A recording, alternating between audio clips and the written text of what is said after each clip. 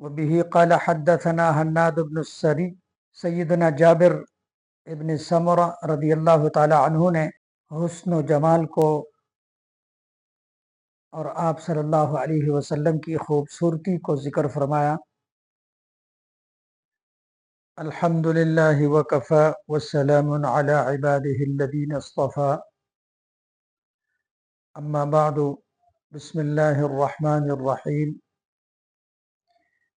وبه قال حدثنا حناد بن السری قال حدثنا عبثر بن القاسم عن اشعث عن ابی اسحاق عن جابر بن سمرہ رضی اللہ تعالی عنہ وعنہم قال رأيت رسول الله صلى الله عليه وسلم في ليلة إضحيان وعليه حمرة حمراء فجعلت أنظر إليه وإلى القمر فلهو عندي أحسن من القمر۔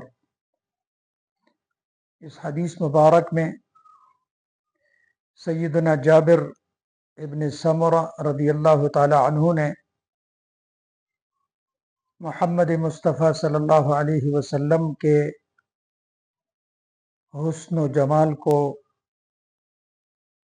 اور آپ صلی اللہ علیہ وسلم کی خوبصورتی کو ذکر فرمایا۔ سیدنا جابر رضی اللہ تعالی عنہ فرماتے ہیں کہ میں ایک مرتبہ چاندنی رات کہ چاند پورے آب و تاب کے ساتھ طلوع ہو چکا تھا، 14ویں رات کا چاند تھا اور چاندنی رات تھی، تو اس چاندنی رات میں جناب رسول اقدس جناب رسول اللہ صلی اللہ علیہ وسلم کو میں دیکھ رہا تھا، اور اس وقت آپ صلی اللہ علیہ وسلم نے سرخ جوڑا زیب تن فرمایا تھا۔ سرخ جوڑے سے مراد محدثین حضرات نے فرمایا کہ اس جوڑے میں سرخ دھاریاں تھی، سرخ لکیریں تھی۔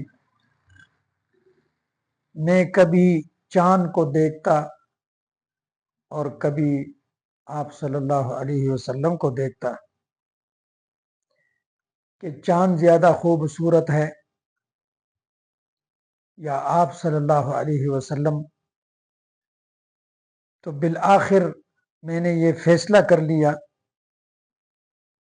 کہ جناب رسول اللہ صلی اللہ علیہ وسلم چاند سے بھی کہیں زیادہ حسین و جمیل اور منور ہیں۔ آپ صلی اللہ علیہ وسلم کی ذات اقدس، آپ صلی اللہ علیہ وسلم کا چہرہ، آپ صلی اللہ علیہ وسلم کی صورت مبارکہ وہ 14ویں رات کی چاند سے بھی زیادہ خوبصورت۔ ہم اگر آپ کی پیروی کریں گے تو آپ کے حسن و جمال کی برکت سے ہمارا عمل بھی خوبصورت ہوگا، ہماری زندگی بھی خوبصورت ہوگی، ہمارے اخلاق بھی خوبصورت ہوں گے۔